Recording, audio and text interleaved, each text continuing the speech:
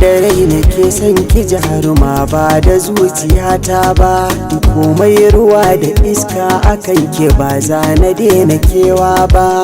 Idan na samu zarar samin ki ba za na tanka kowa ba, ni ban ga mai harara ba bare na waiwaya.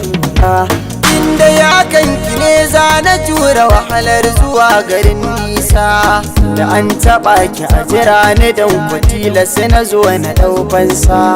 Jimirin jiran ki dai don ki zo na kalle ki biyar Hausa, siri na rayuwa ta ke ce kawai da kin kira da na amsa. Zuma a baki daɗi gare ta kin bani ta kira lasa, inda ya kanki ne na yi nisa don ba kiran da zan amsa. Tilasi ganin mu tilasi barin mu kauna rikicin da na yi nisa, babatin na fasa ko za a ce min ba da raifansa.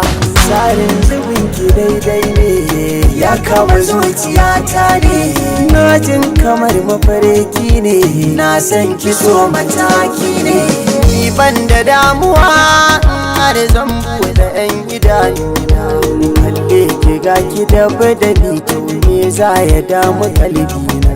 Yau za na yi amotin da na gane kina da tausayina, dan yanzu na zamo waya mafatauci mai bidar gurin kwana.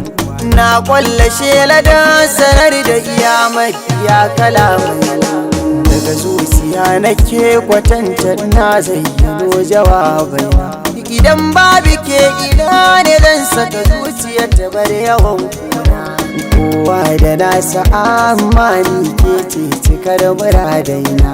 Yau gane an ruwa kusa da kada so ki ce cikar kuna. Komai da mafita kar da ki saba da furta ban kwana. Na ji na gani yadda nake son ki yafi karfina, na san a duniya da wanda yake jin duka tunanina. Soyayya rayuwa wani sa'in sai ta zama wutar gona, duk wanda ke cikin ta shine jurau amma fa a gurina. So na faranta rai da ruhi ya sa ka zama kamar sarki, kuma rayuwa da so misali naina kama da a mafarki. Samari mi haƙuri idan har mun samu so mu sa sauki, mata mi haƙuri idan har mun samu so mu sa sauki. Masoyi yana da rana ne, masoyi yana da rana ne, masoyi yana da rana ne.